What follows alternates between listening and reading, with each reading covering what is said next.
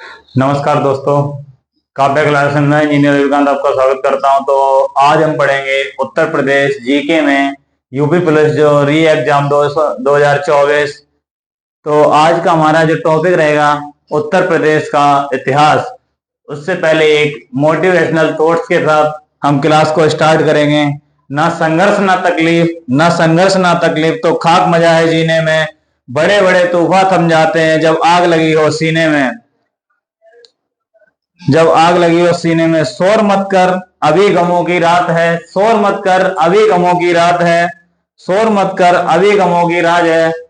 धज्जियां उड़ा देंगे वर्दी पहनकर, बस कुछ दिनों की बात है। तो इसी में उत्तर प्रदेश का इतिहास, उत्तर प्रदेश का इतिहास पाषाण काल में उत्तर प्रदेश को हम पढ़ेंगे। पाषाण काल में उत्तर प्रदेश, पाषाण काल में उत्तर प्रदेश, इसमें पॉइंट डालेंगे। पाषाण काल में उत्तर प्रदेश, यूपी का संबंध, यूपी का संबंध, यूपी का संबंध भारत के इतिहास, भारत के इतिहास, भारत के इतिहास के सबसे पुराने काल, भारत के इतिहास के सबसे पुराने काल, सबसे पुराने काल, सबसे पुराने कालखंड से हुआ है। सबसे पुराने कालखंड से हुआ है। इसके बाद उत्तर प्रदेश पाषाण काल में सेकंड पॉइंट, यूपी का संबंध, उत्तर प्रदेश का संबंध, उत्तर प्रदेश का संबंध पाषाण काल के, पाषाण काल के तीनों कालों से है, कालों से है। एक पॉइंट पुरापाषाण काल, पुरापाषाण काल, मध्यपाषाण काल, मध्यपाषाण काल। नेक्स्ट पॉइंट नवपाषाण काल, नवपाषाण काल, नवपाषाण काल। इसी में अब हम देखेंगे उत्तर प्रदेश के स्थल एवं साक्ष्य, उत्तर प्रदेश के स्थल एवं साक्ष्य, उत्तर प्रदेश के स्थल एवं साक्ष्य, उत्तर प्रदेश के स्थल एवं साक्ष्य, उत्तर प्रदेश के स्थल एवं साक्ष्य, उत्तर प्रदेश के स्थल एवं साक्ष्य। हेडिंग बनाएंगे तो सबसे पहले इसमें देखेंगे उत्तर प्रदेश के स्थल एवं साक्ष्य में सबसे पहले हम बात करेंगे लोहदा नाला, लोहदा नाला, लोहदा नाला। लोहदा नाला में हम 4 पॉइंट नोट करेंगे। यहां से, यहां से, यहां से हड्डी से बनी, हड्डी से बनी मातृ देवी की मूर्ति, मातृ देवी की मूर्ति प्राप्त हुई, मातृ देवी की मूर्ति प्राप्त हुई। इसके बाद नेक्स्ट पॉइंट रखेंगे, यह लोहदा नाला प्रयागराज, प्रयागराज जिले में स्थित है। वर्तमान में लोहदा नाला प्रयागराज जिले में स्थित है। यहां से हड्डी से बनी मातृ देवी की मूर्ति प्राप्त हुई है। इसके बाद लोहदा नाला से ही, लोहदा, लोहदा नाला से ही धार्मिक विश्वास की, धार्मिक विश्वास की जानकारी मिलती है, धार्मिक विश्वास की जानकारी मिलती है। अब इसी में हम अगला पॉइंट नोट करेंगे, चौपानी मांडो। चौपानी, चौपानी मांडो, चौपानी मांडो, यह भी प्रयागराज जिले में, प्रयागराज जिले में पड़ता है, यह भी प्रयागराज जिले में पड़ता है। चौपानी मांडो भारत में, भारत में, भारत में पहली बार चौपानी मांडो से, चौपानी मांडो से बर्तन के साक्ष्य, बर्तन के साक्ष्य प्राप्त हुए, बर्तन के साक्ष्य प्राप्त हुए। यह पुरापाषाण कालीन स्थल है, यह पुरापाषाण कालीन स्थल है, यह पुरापाषाण कालीन स्थल है। इसके बाद पढ़ेंगे सराय नाहर, सराय नाहर, सराय नाहर उत्तर प्रदेश का पाषाण कालीन स्थल में सराय नाहर, उत्तर प्रदेश के पाषाण कालीन स्थल में हम पढ़ेंगे सराय नाहर, उत्तर प्रदेश के पाषाण कालीन स्थल में सराय नाहर, सराय नाहर,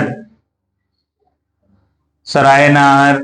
इसमें नोट करेंगे, यह पाषाण कालीन स्थल है, यह पाषाण कालीन, पाषाण कालीन स्थल है। नेक्स्ट पॉइंट नोट करेंगे, यह पाषाण कालीन स्थल है, यह है प्रतापगढ़ जिले में, यह प्रतापगढ़ जिले में पड़ता है, जिले में पड़ता है, यह प्रतापगढ़ जिले में पड़ता है। यहाँ से बूचड़खाना, यहाँ से सराय नाहर से बूचड़खाना, सराय नाहर से, सराय नाहर से बूचड़खाना, बूचड़खाना के साक्ष्य, बूचड़खाना के साक्ष्य और गर्त चूल्हा, गर्त चूल्हा के साक्ष्य, गर्त चूल्हा के साक्ष्य प्राप्त हुए हैं, गर्त चूल्हा के साक्ष्य प्राप्त हुए हैं। यहाँ सेवाहारी आक्रमण, यहाँ से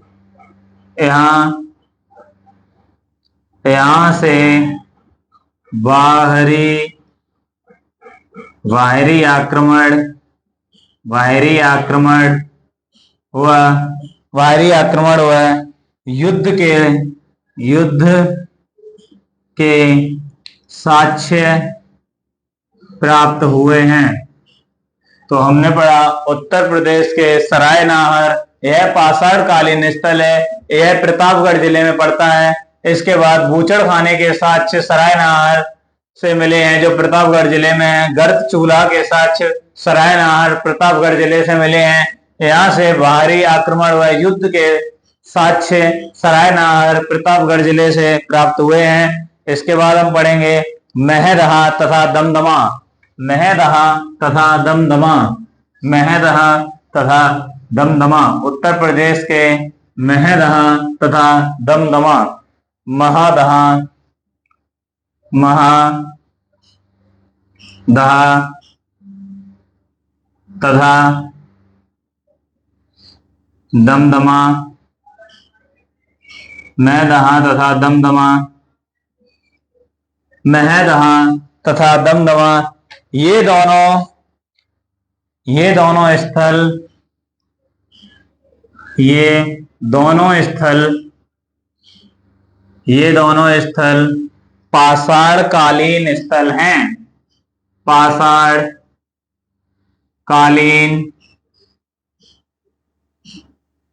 कालीन स्थल हैं। महदहा तथा दमदमा ये दोनों पाषाण कालीन स्थल हैं। यह दोनों स्थल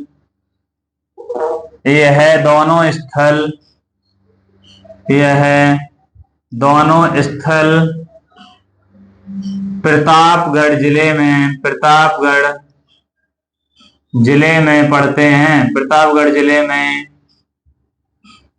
पड़ते हैं। यह दोनों स्थल प्रतापगढ़ जिले में पड़ते हैं। दोनों स्थलों से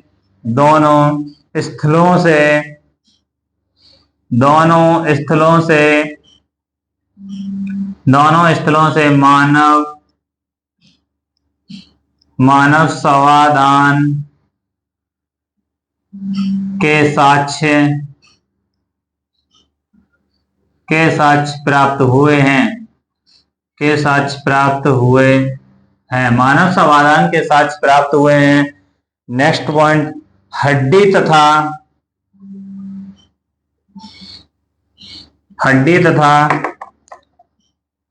पत्थर उपकरण के साक्ष्य।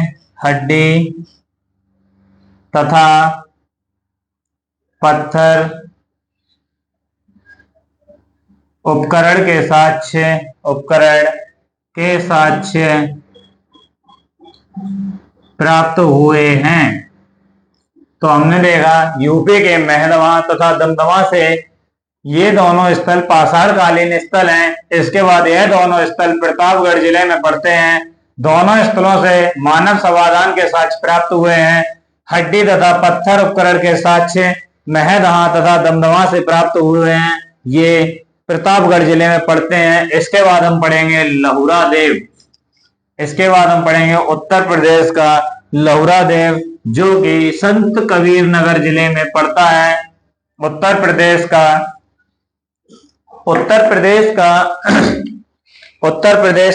लहुरा देव,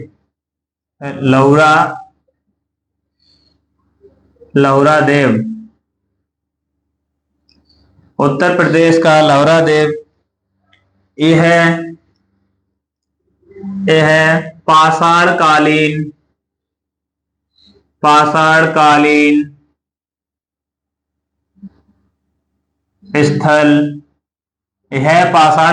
स्थल है। यह उत्तर प्रदेश के संत कबीर नगर जिले में पड़ता है।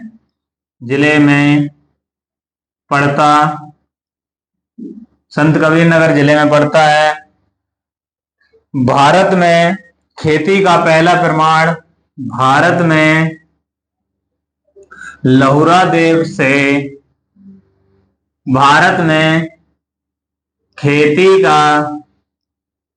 खेती का पहला प्रमाण प्राप्त हुआ। लहुरा देव संत कबीर नगर में भारत में खेती का पहला प्रमाण प्राप्त हुआ। भारत में गेहूं की खेती का पहला प्रमाण लहुरा देव से प्राप्त हुआ।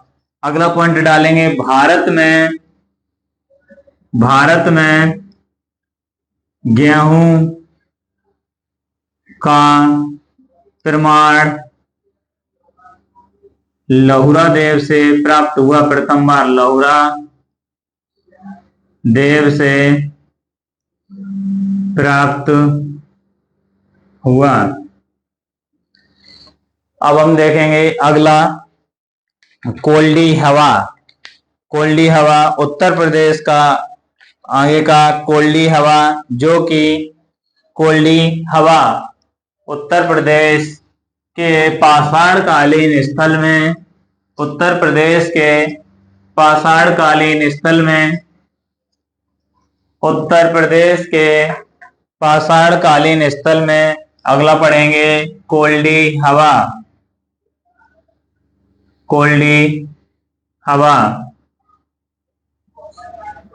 कोल्डी हवा यह है पाषाणकालीन स्थल है, यह है पाषाणकालीन, पाषाणकालीन, यह पाषाणकालीन स्थल है। यहाँ पाषाणकालीन स्थल है कोल्डी हवा, यह है प्रयागराज, प्रयागराज जिले में, प्रयागराज जिले में पड़ता है, प्रयागराज जिले में पड़ता है। कोल्डी हवा से विश्व में पहली बार चावल की खेती के साक्ष्य, विश्व में पहली बार, विश्व में पहली बार चावल की खेती के साक्ष्य, चावल की खेती के साक्ष्य कोल्डी हवा से, जो कि प्रयागराज में पड़ता है, वहां से मिले थे। इसके बाद हम पढ़ेंगे सिंधु घाटी सभ्यता। सिंधु घाटी सभ्यता उत्तर प्रदेश में किस तरीके से विकास करती है? सिंधु घाटी सभ्यता उत्तर प्रदेश में कहां से प्रवेश करती है, कैसे इसका विकास हुआ, सिंधु घाटी सभ्यता में कैसे लोग रहते थे उत्तर प्रदेश में, जानेंगे। तो सबसे पहले हम हेडिंग डालेंगे सिंधु घाटी सभ्यता उत्तर प्रदेश में। सिंधु घाटी सभ्यता, सिंधु घाटी सभ्यता उत्तर प्रदेश में। सिंधु घाटी सभ्यता उत्तर प्रदेश में जो कांसे का प्रयोग हुआ था। सिंधु घाटी सभ्यता हम उत्तर प्रदेश को लेके चलेंगे, क्योंकि हम यूपी पुलिस भर्ती 2024 री एग्जाम जो 60,343 को टारगेट करते हुए चल रहे हैं, तो हम उसी को पढ़ेंगे। उसमें सबसे पहले उत्तर प्रदेश के जो सिंधु घाटी सभ्यता के साक्ष्य में कांसे का प्रयोग हुआ था, उत्तर प्रदेश के सिंधु घाटी सभ्यता में कांसे का प्रयोग, कांसे का प्रयोग, कांसे का प्रयोग हुआ था। उसमें भारत में पहली बार, भारत में पहली बार प्रयोग की गई, भारत में पहली बार प्रयोग की गई, भारत में पहली बार प्रयोग की गई पहली मिश्र धातु, पहली मिश्र धातु सिंधु घाटी सभ्यता में भारत में पहली बार प्रयोग की गई पहली मिश्र धातु, मिश्र धातु तांबा, तांबा, तांबा प्लस टिन थी, तांबा प्लस टिन थी। इसमें अगला पॉइंट हम नोट करेंगे, जो तांबा, तांबा प्लस टिन, तांबा टिन कांसा। इसमें हम जानेंगे जो तांबा टिन कांसा, तांबा में जो भारत में उपयोग की गई और खोजी गई पहली धातु तांबा, तांबा जो भारत में, तांबा भारत में, भारत में उपयोग की गई पहली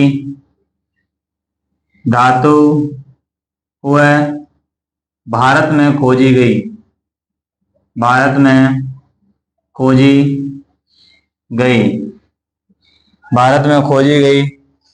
कांसा ताम्र पाषाणकालीन, कांसा ताम्र पाषाणकालीन,